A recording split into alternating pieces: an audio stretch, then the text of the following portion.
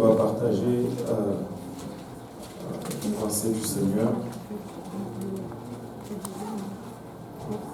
Alléluia. Si vous l'avez trouvé, dites Amen.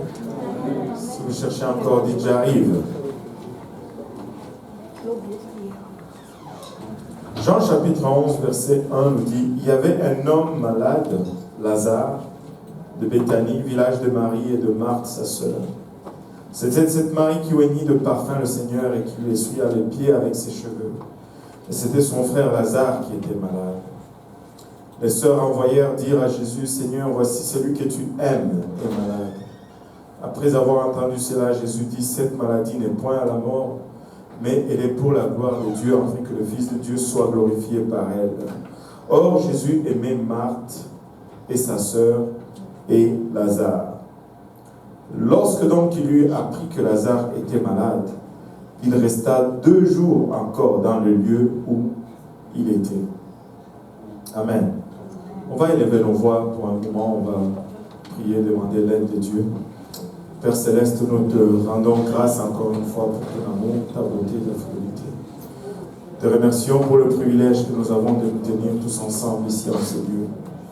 Père et moi, devant ton peuple merveilleux, Seigneur, je te prie premièrement que tu nous couvres de ton sang précieux, Papa, que ce sang nous lave de toute souillure de la chair, de l'âme et de l'esprit, et que toute entrave, Papa, ta parole soit levée. Seigneur Jésus-Christ, nous réalisons, Seigneur, que nous sommes des hommes naturels et charnels pour qui les choses spirituelles sont folies, Seigneur. Aide-nous à les recevoir, aide-nous, Papa, à les percevoir également. Aide-nous à trouver une place dans nos cœurs pour ces paroles, afin qu'elles puissent germer, produire de fruits dignes de repentance et que ces fruits nous conduisent jusque dans la vie éternelle. Au nom de Jésus, ainsi, alors que nous te remettons, Papa, les moments qui vont suivre entre tes saints bras. Disons tous au nom de Jésus. Au nom de Jésus. Alléluia. Pouvons-nous battre nos mains?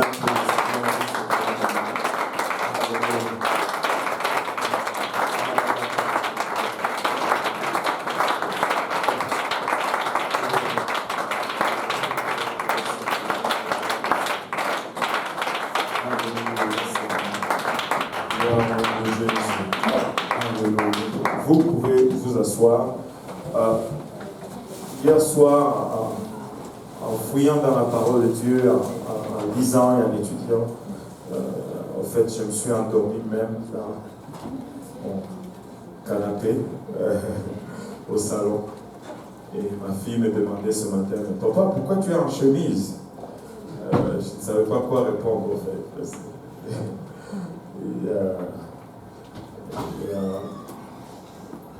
Tu sais, des fois, tu lis des choses que tu avais déjà lues, mais tu commences à y voir des choses que tu n'y avais pas vues la première fois que tu avais lu le passage. Le livre de Jean, nous l'avons lu à plusieurs reprises. Ce n'est pas la première fois même que je pense que je vais prêcher sur ce sujet. Mais en lisant hier soir, j'ai commencé à y voir autre chose que je n'avais pas vu auparavant. La Bible nous dit qu'il y avait un homme malade, Lazare de Béthanie, village de Marie et de Marthe, sa sœur. Ces 3 personnes de la même famille connaissaient le Seigneur. Et ils avaient une relation particulière avec le Seigneur. En fait, la Bible nous dit que c'était cette Marie qui était une prostituée qui est allée au pied de Jésus-Christ pleurer pour ce péché. Et après avoir mouillé ses pieds avec ses larmes, elle les a essuyés avec ses cheveux. Et il y a un parfum très très cher qui coûtait presque le salaire d'1 an de travail. Maintenant, leur frère était malade et il y avait un besoin. Le besoin était là. Eux, ils connaissaient le Seigneur et connaissant le Seigneur, ils ont envoyé des gens dire au Seigneur que regardez comme ça dit ici au verset 3, Seigneur, voici celui que tu aimes est malade. Il lui rappelle que tu l'aimes. Ça, c'est comme mettre ses chances de son côté. Seigneur, rappelle-toi que tu l'aimes. Et Jésus aimait Lazare. Jésus aimait Lazare, Jésus aimait Marie et Jésus aimait Marthe. La preuve, c'est qu'il est allé chez eux à quelques reprises. Des fois, nous regardons nos circonstances, nous regardons nos situations, nous commençons à mettre un peu en doute l'amour du Seigneur vis-à-vis de nous. Le fait que Lazare soit malade n'est changé en rien le fait que Jésus l'aimait. La maladie ou la circonstance de la vie de Lazare n'avait rien à voir avec sa relation avec le Seigneur. Des fois, tu passes et tu traverses des situations et tu te dis, est-ce que Dieu m'aime vraiment? L'amour de Dieu ne peut pas être remis en question.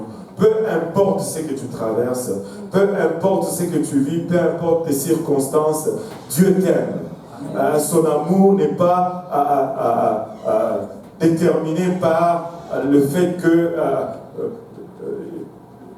il réponde subitement à tes prières. Même s'il ne répond pas, il t'aime. Même s'il ne répond pas, il t'aime. Ce n'est pas parce que Dieu t'aime que tu ne peux plus tomber malade. Amen. Alléluia. Maintenant, Seigneur, voici celui que tu aimes est malade. Et après avoir entendu cela, Jésus dit, cette maladie n'est point à la mort, mais elle est pour la gloire de Dieu, afin que le Fils de Dieu soit glorifié par elle. Est-ce qu'il y a quelqu'un qui a une promesse de la part du Seigneur? Oh, c'est beau. Bon, ne soyez pas gênés. Nous avons au moins la promesse de la vie éternelle. Je ne peux pas juste dire qu'il t'a promis que tu allais avoir une maison. On peut aller même avec les choses à faire. Pour tout le monde, quoi. Nous avons tous l'espérance, la promesse de la vie éternelle. Amen. Maintenant, même des fois, nous avons une promesse de la part de l'Éternel. Et je ne sais pas si vous l'avez vu dans ce passage, le Seigneur nous dit ici, cette maladie n'est point à la mort. Mais allez-vous convenir avec moi que Lazare était mort quand même? Le Seigneur déclare que cette maladie n'est pas à la mort. Mais quelques jours après, Lazare était mort. Des fois, nous avons une parole de la part du Seigneur. Mais nous voyons cette parole s'évanouir devant nous. Des fois, nous avons une promesse de la part de Dieu. Mais nous voyons que la chose ne prend pas place. Au lieu qu'elle prenne place, c'est plutôt le contraire. Elle est en train d'aller dans le sens contraire de ce que le Seigneur a parlé dans notre vie. Le Seigneur a dit, Lazare ne va pas mourir. Cette maladie n'est pas à la mort, mais Lazare est mort quand même. Une des choses que nous devons réaliser dans notre marche avec le Seigneur, c'est que ce ne sont pas nos circonstances qui dictent l'accomplissement des promesses de Dieu dans nos vies.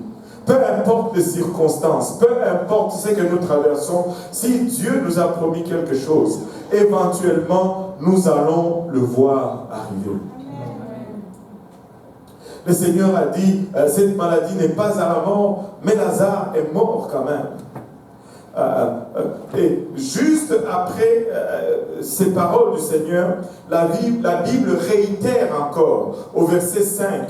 Or Jésus aimait Marthe et sa sœur et Lazare. Pourquoi est-ce que c'est déjà la deuxième fois qu'il nous parle de l'amour du Seigneur vis-à-vis de cette famille? Pourquoi est-ce que Jean insiste sur ce fait que le Seigneur les aimait? Le Seigneur les aimait. C'est qu'il est en train de nous lancer un message. Peu importe ce que tu traverses, le Seigneur t'aime. Peu importe ta circonstance, ne juge pas de l'amour de Dieu dans ta vie. Ne juge pas de la place que tu occupes dans la pensée du Seigneur par rapport à tes circonstances. Or, Jésus aimait Marthe et sa sœur et Lazare. Or, Jésus t'aime, peu importe les difficultés que tu traverses. Jésus t'aime même s'il a dit, voici, tu vas réussir. Mais tu regardes tes circonstances, tu es en train d'échouer lamentablement, Jésus t'aime. Amen. Jésus t'aime. Et il dit, lorsque donc il lui a pris, juste après avoir dit qu'il aimait, Jésus aimait Marthe et sa sœur et Lazare. Juste après avoir dit cela, la Bible nous dit, lorsque donc il lui a appris que Lazare était malade, Jésus aimait Lazare, Marie et Marthe. Mais lorsque donc il a appris que Lazare était malade, il est resté là où il était 2 jours. Si nous le regardons dans notre façon d'approcher, ce n'est pas du tout une expression de l'amour du Seigneur pour cette famille. Il aimait, mais quand il apprend, il n'accourt pas. Il reste 2 jours encore dans le lieu où il était. Nous serions tous d'accord que si c'était aujourd'hui, vis-à-vis de nous que ceci était fait, nous allons remettre en question sans équivoque l'amour du Seigneur à notre égard. Il ne se préoccupe pas vraiment de moi. Je ne compte pas vraiment pour lui. Vous savez, nous avons notre façon de voir, nous avons nos approches, mais très souvent, nos voix ne sont pas les voix du Seigneur. Et les façons du Seigneur ne sont pas les nôtres. Nous allons voir certaines choses qui ne sont pas la même chose pour nous que pour le Seigneur. Une des premières choses que nous allons voir aujourd'hui, c'est que le temps de Dieu, très souvent, n'est pas notre temps. Et c'est ce qui nous donne toujours beaucoup de problèmes dans notre marche avec lui. Des fois, nous allons nous remettre beaucoup en question parce que le temps de Dieu ne correspond pas à notre temps. Si le temps de Dieu correspondait au temps de Lazare, de Marie et de Marthe, le Seigneur allait quitter tout de suite pour aller au chevet de Lazare. Mais lorsqu'il a appris, il est resté encore 2 jours. Et il dit ensuite aux disciples, retournons en Judée. Les disciples lui dirent, Rabbi, les Juifs tout récemment cherchaient à te lapider. Et tu retournes en Judée. Tu étais en Judée il n'y a pas longtemps. Et les Juifs voulaient te tuer. Toi, tu nous dis encore aujourd'hui, retournons en Judée. Ça ne va pas, Seigneur. Mais laisse-moi te dire ceci. Bien que ton temps ne correspond pas au temps du Seigneur, mais le Seigneur va venir. Bien que là où tu es, ce n'est probablement pas où le Seigneur devrait aller. Le Seigneur va te secourir là où tu es. Amen. Il n'a pas eu peur de retourner en Judée, malgré la menace. Il n'a pas dit, ok, amenez Lazare ici. Il est allé exactement là où Lazare se trouvait. Ils n'ont peut-être pas le même temps, ils n'étaient peut-être pas sur le même calendrier, mais le Seigneur va venir. Laisse-moi te dire, tes circonstances ou ta position ne vont pas empêcher le Seigneur d'intervenir dans ton cas. Tu peux faire confiance en Jésus-Christ. Amen. Tu peux faire confiance au Seigneur. Jésus répondit, n'y a-t-il pas 12 heures au jour? Si quelqu'un marche pendant le jour, il ne bronche point parce qu'il voit la lumière de ce monde. Mais si quelqu'un marche pendant la nuit, il bronche parce que la lumière n'est pas en lui. Très souvent, nous allons voir le temps et notre temps, ou notre calendrier, nous allons dire maintenant, c'est maintenant. Mais laissez-moi vous dire que le Seigneur était maître dans l'art de gérer le temps. Si nous pouvions apprendre de lui, il ne commençait jamais une chose avant de finir ce qu'il avait commencé. Il est resté pour terminer d'abord ce qu'il était en train de faire. Mais en son temps, il fait toujours toutes choses parfaites. En son temps, il fait toujours toutes choses parfaites. Ta barque est peut-être en train d'être secouée maintenant. Tu es en train de traverser peut-être une tempête maintenant. Mais le Seigneur a un temps, il a un jour, son calendrier est déjà établi. Ce n'est peut-être pas ton calendrier. Ton temps ne coïncide peut-être pas avec ton temps, avec son temps. Et tu te trouves peut-être en une place où tu te dis, il n'y a pas d'espoir que le Seigneur vienne là où je suis. Laisse-moi te dire, il va venir là où tu es, même si son temps n'est pas à ton temps. Il est le maître de temps et le maître des circonstances. Donc ne laisse ni le temps, ni les circonstances te pousser à regarder ce que le Seigneur va faire, ni ce que le Seigneur est en train de faire d'une façon croche et tordue. Il va le faire. Amen. Il va le faire. Alléluia. Il va le faire. Il dit, Lazare, la maladie de Lazare n'est pas pour la mort. Mais plus loin, il va nous dire, au verset 14, Lazare est mort.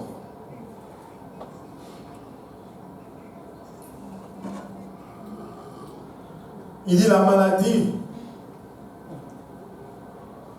de Lazare n'est pas à la mort. Ça, c'est la parole du Seigneur. Dites ça, c'est la parole du Seigneur. Maintenant, Lazare est mort.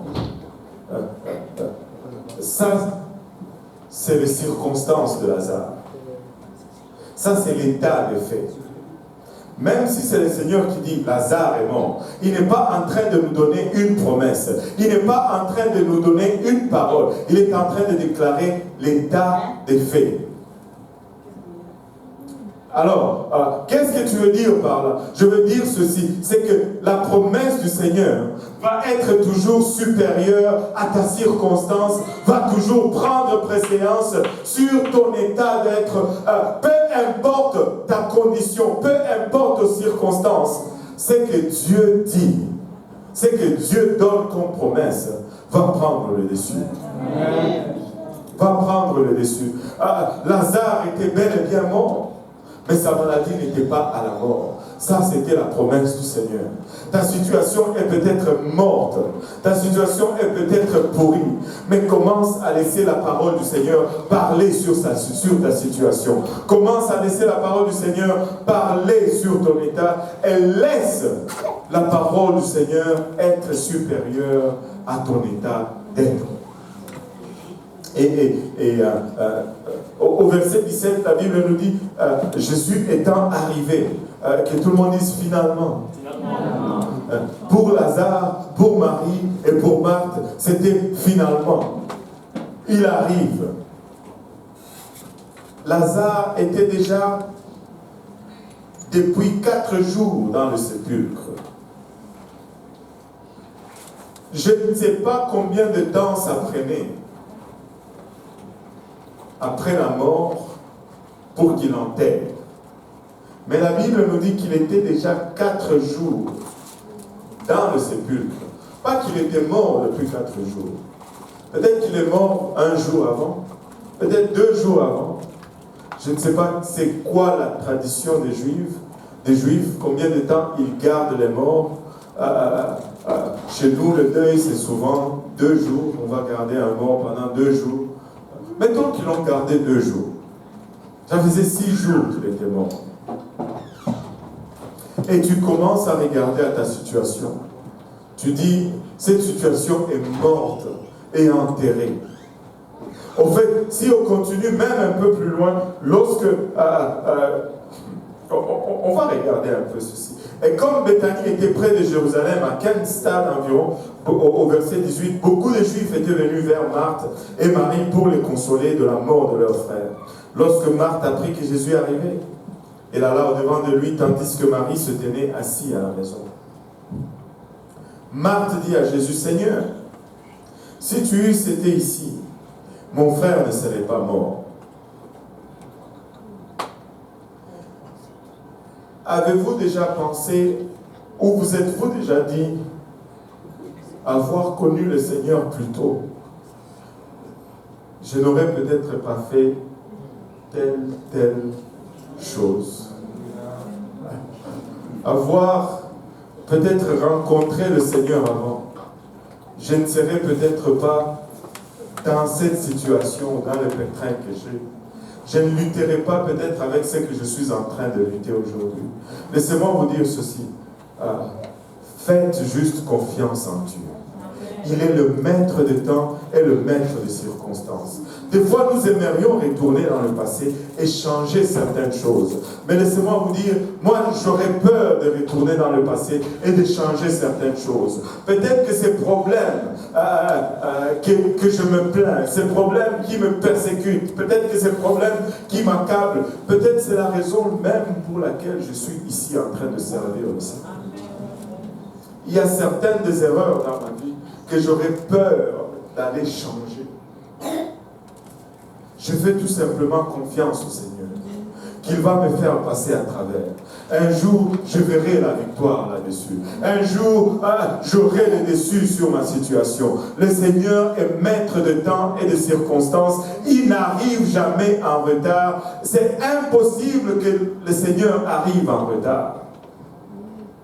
Parce que Dieu n'évolue pas dans la dimension temporelle.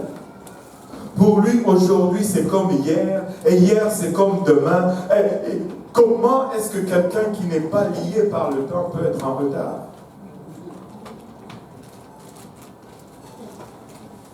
Le Seigneur n'est jamais en retard, et il n'est jamais à l'heure, parce qu'il n'a pas le temps. Si je dis qu'il n'est jamais en retard, c'est qu'il n'est jamais aussi à l'heure. Mais il est toujours fidèle.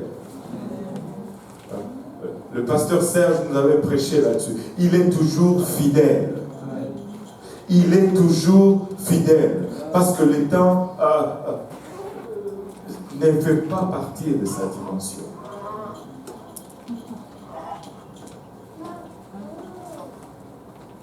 Peu importe où tu es, peu importe où tu as vécu, peu importe comment mal est la situation, le maître de temps va arriver lorsque ça sera le moment. Et le maître de circonstances va gérer et changer les circonstances. Parce que sa parole est plus puissante que le fait. Il change le fait par sa simple parole. Il appelle à l'existence des choses qui n'existent pas. Il dit que la lumière soit, et la lumière fut. Il dit que la terre existe, et la terre, elle sort, elle est là. Il dit que le mer se retire, et que le sec paraisse. Vous savez quoi? Le mer retire. Peu importe l'état de choses que cela a été, sa parole est supérieure à votre temps. Sa parole est supérieure à mes circonstances. La parole de Dieu est supérieure à ce que je vis et ce que je traverse. Alors, tu me dis, mais alors, qu'est-ce que je dois faire, pasteur? Sors ta Bible, trouve une parole et applique-la sur ta circonstance. Prends ta Bible, commence à la lire et applique-la sur ta circonstance. Parce qu'il y a une chose qui est certaine, c'est que la parole de Dieu est supérieure à ma circonstance. Marie et Lazare étaient de même nature que nous. Parce que, plutôt Marie et Marthe étaient de même nature que nous. Parce que Marthe, au verset 21, dit à Jésus, Seigneur, si tu étais ici, mon frère ne serait pas mort. Si tu avais intervenu plus tôt, il n'allait pas mourir. Si tu étais venu, je n'allais pas être dans cette situation. Pourquoi suis-je en train de vivre ce que je vis? Mais maintenant même, je sais que tout ce que tu demanderas à Dieu, Dieu te l'accordera.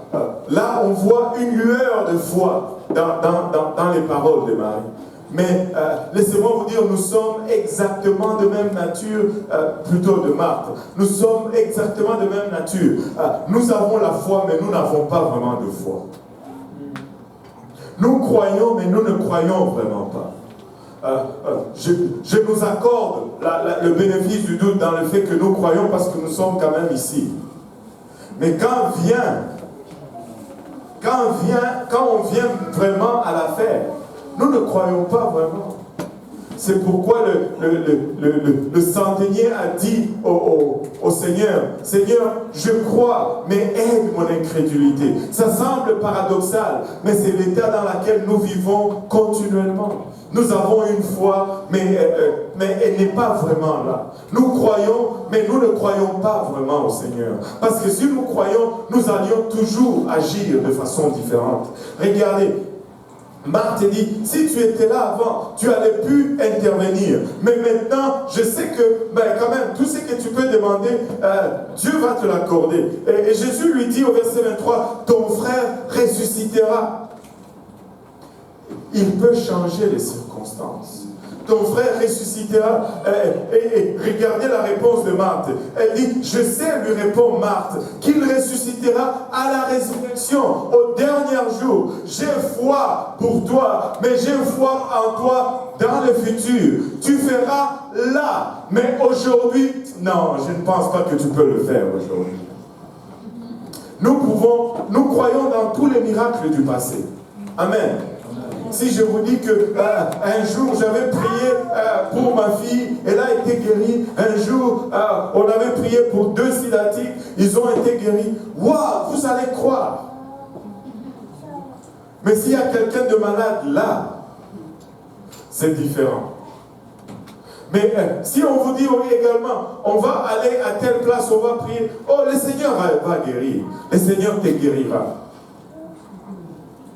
Demain. Ou après-demain, mais jamais aujourd'hui. Vous savez pourquoi très souvent nous vivons dans le passé et nous vivons dans le futur, mais nous refusons toujours de vivre dans le présent. Or, la seule place où nous pouvons vraiment vivre, c'est le présent. Nous ne pouvons pas vivre dans le futur. Et nous ne pouvons pas vivre dans le passé. La seule place où nous pouvons faire, où nous pouvons agir, c'est le présent. Maintenant. C'est maintenant que tu peux adorer Dieu. C'est pas demain. C'est pas après-demain. C'est pas au service du soir. Tu ne sais même pas si tu vas arriver au service du soir. Tu n'es même pas garanti pour le service de 13 heures. Pouvons-nous juste adorer le Seigneur?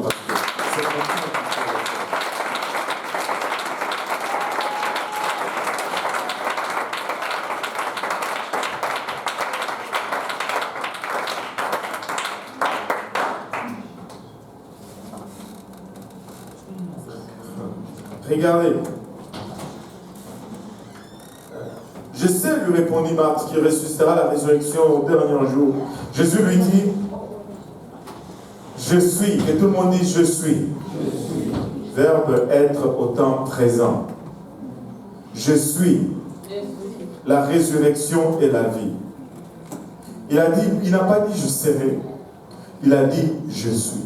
Quand Abraham est allé le voir, plutôt Abraham, Moïse a été devant le buisson. Il lui a demandé, si je vais voir ton peuple, il me demande c'est quoi le nom de celui qui t'a envoyé. Il a dit, va leur dire, celui qui s'appelle je suis m'a envoyé. Celui qui s'appelle je suis m'a envoyé. Toujours au temps présent. Et on se demande pourquoi on a de la difficulté à le suivre. Parce que soit on est dans le passé, soit on est dans le futur, mais lui, il est tout le temps au présent. Et il est en train de dire, je suis là où tu es. Avez-vous remarqué? Je suis encore. Je suis là où tu es. Mais toi, tu les cherches dans le futur, tu les cherches dans le présent. Ton Dieu est exactement là où tu es. Amen.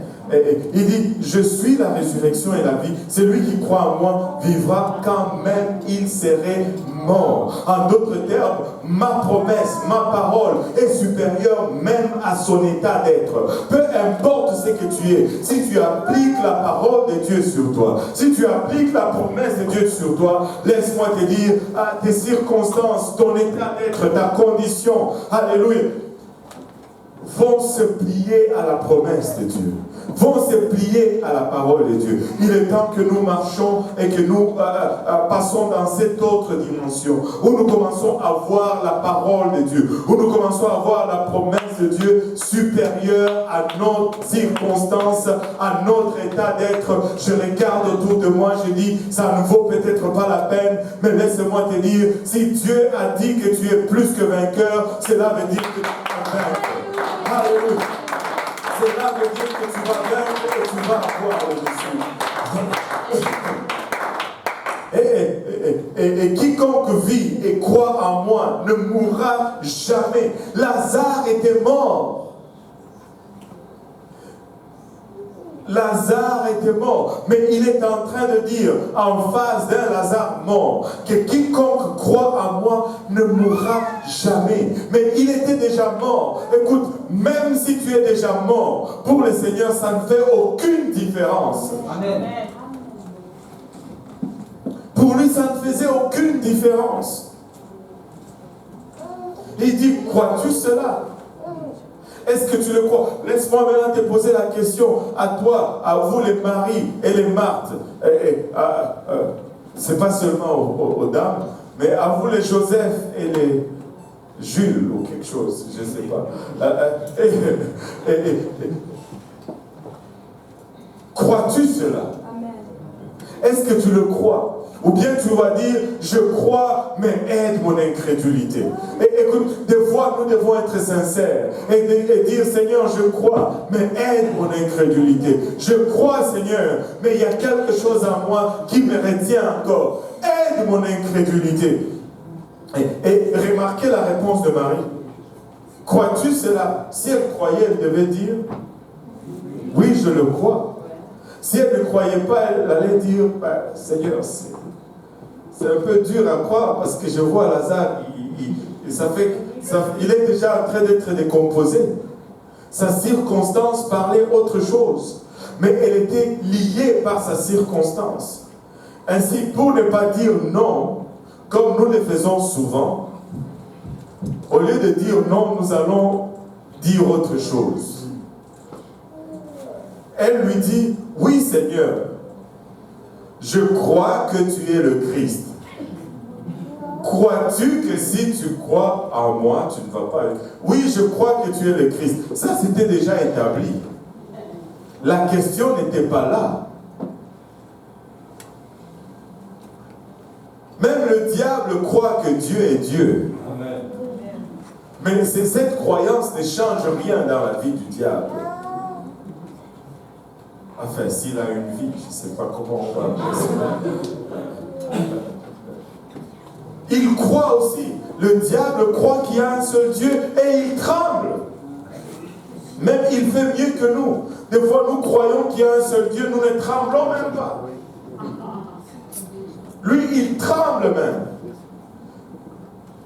Elle dévie la question qui lui a été posée. Crois-tu vraiment? Oui, Seigneur. Elle ne veut pas dire je ne crois pas. Elle dit oui, je crois que tu es le Christ. Elle dit je crois que tu es autre chose. Le Fils de Dieu qui devait venir dans le monde. Je crois quand même en quelque chose. Même si je ne crois pas que celui qui croit en toi ne va pas vivre, ne va pas mourir, parce que Lazare croyait en toi, mais il est déjà mort. Ma circonstance dicte autre chose. Mais je veux juste rester poli. Bon, je veux dire, je crois quand même en quelque chose. Je crois en quelque chose. Parce que quand je regarde ma situation, ce que tu dis ne marche pas. Mais vu que tu es le Seigneur et que je ne veux pas t'offenser, je vais dire, je crois que tu es le Seigneur. Mais quant à la vie de Lazare, moi et toi, on connaît. Il est déjà enterré et il est déjà pourri. Et des fois, nous approchons le Seigneur comme ça. Nous voyons nos circonstances, Nous voyons nos situations, nous disons, bon, peut-être que ce n'est pas pour moi. Écoutez, tu n'as peut-être pas tout ce que tu désires avoir. Tu n'es peut-être pas à la place où tu désires être. Mais ce que tu as, tu ne l'as pas mérité. Et là où tu es, tu n'as pas été digne d'être là où tu es. Si nous sommes là, c'est par sa grâce. Et même si le Seigneur ne faisait rien d'autre dans ma vie, sa grâce est suffisante. Sa grâce est suffisante.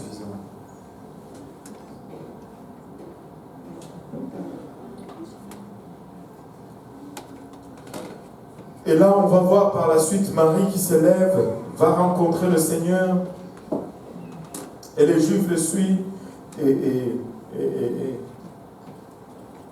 finalement, ils vont à la tombe où se trouvait Lazare. Et Jésus pleure devant la tombe. Et là, encore une fois, verset 36. Les Juifs dirent, voyez comme il l'aimait.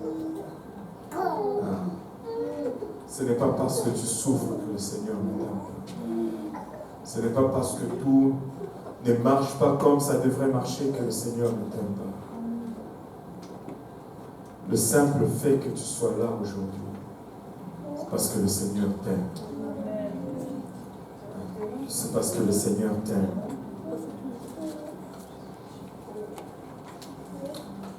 Il s'est rendu au sépulcre, c'était une grotte, et Jésus dit, ôtez la pierre, au verset 39. Encore une fois, Marthe, la zélée, la sœur du mort, lui dit, Seigneur, il sent déjà, car il y a 4 jours qu'il est là. La situation était déjà en train d'être décomposée, en fait. Donc cela signifie qu'il n'y avait plus d'espoir pour renverser la situation. Ce n'était plus simplement une question de réanimation, parce que le corps était déjà en train de se décomposer.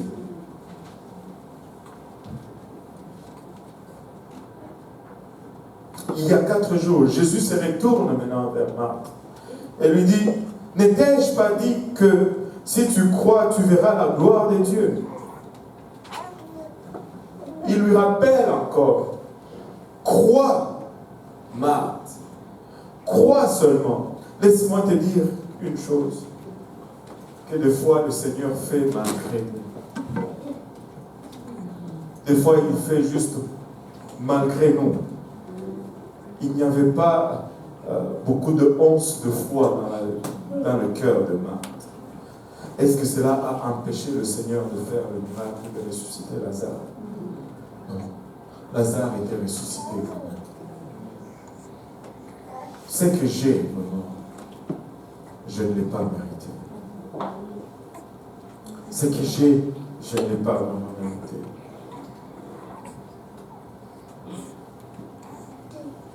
N'ai-je pas dit, si tu crois, tu verras la gloire de Dieu?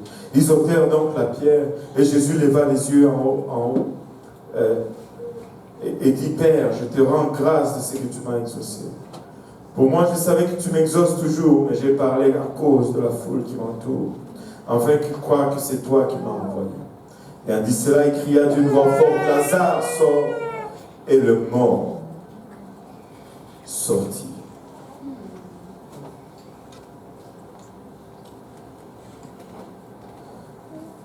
Et le mort sortit. Remarquez que Jean l'appelle encore le mort. Mais laissez-moi vous dire que lorsqu'il sortait, il était plus vivant qu'il n'était mort. Parce qu'un mort, ça ne peut pas sortir.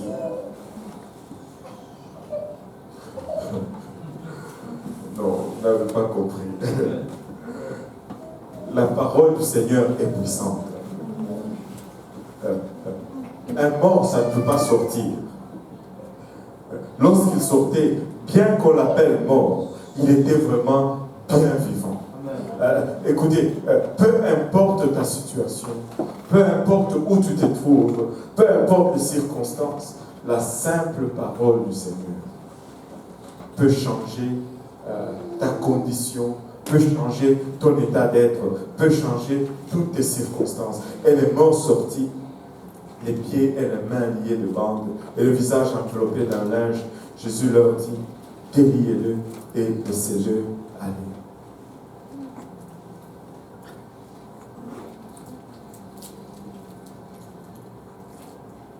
Le mort est ressuscité.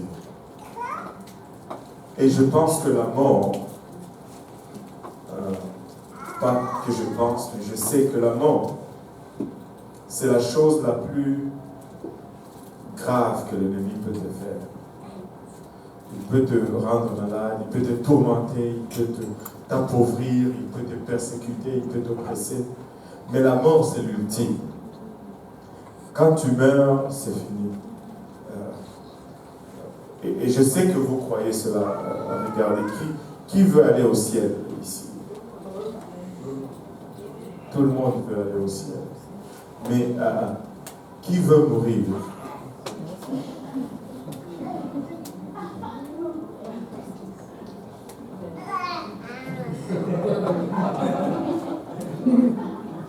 On veut aller au ciel, mais des fois on veut y aller en avion. Ou en fusée, pourvu qu'on y arrive vivant. Mais si tu veux y aller, il faut mourir. Personne n'aime mourir. On préfère même rester malade que mourir.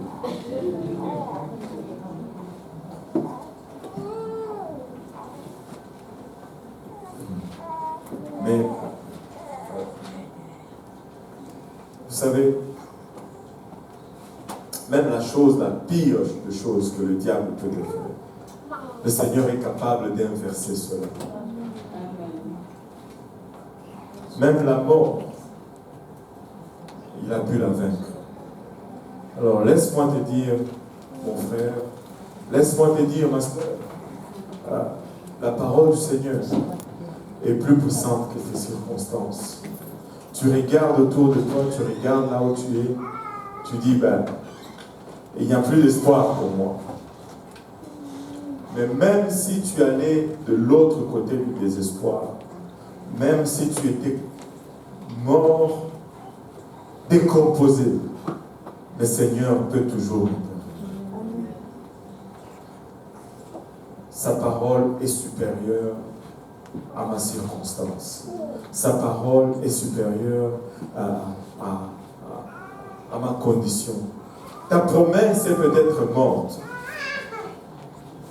Et tu as fait le deuil et tu as enterré ta promesse. Mais le Seigneur est capable de la ressusciter aujourd'hui. Le Seigneur peut ressusciter ta promesse. Regarde ton voisin, dis-lui, le Seigneur peut ressusciter ta promesse. Il est un Dieu des vivants. Il n'est pas un Dieu de mort. Il est le source de la vie. Il n'est pas le source de la mort. Il nous donne l'alliance de la vie et il ne nous donne pas l'alliance de la mort. Le Seigneur peut ressusciter la promesse. Quelle est ta promesse qui est morte aujourd'hui? Quelles sont ces circonstances qui te mettent ici à terre aujourd'hui? Pourquoi là où tu es, tu ne te lèves pas? Et que tu les amènes avec assurance au pied du Seigneur. Et que tu les laisses parler une parole là-dessus, afin que cette situation puisse changer. Et dans ton calendrier, c'est peut-être déjà trop tard, parce que les funérailles ont déjà eu lieu. Vous savez, Lazare a eu 2 funérailles.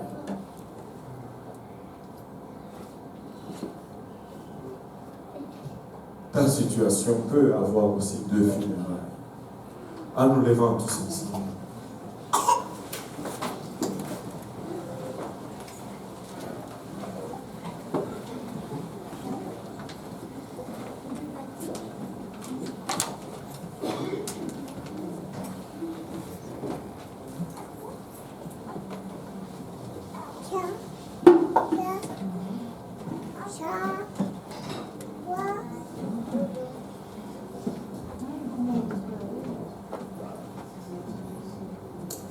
savez, si nous descendons encore plus loin dans ce passage, la Bible nous dit plusieurs Juifs qui étaient venus vers Marie et qui virent ce que fit Jésus, crurent en lui.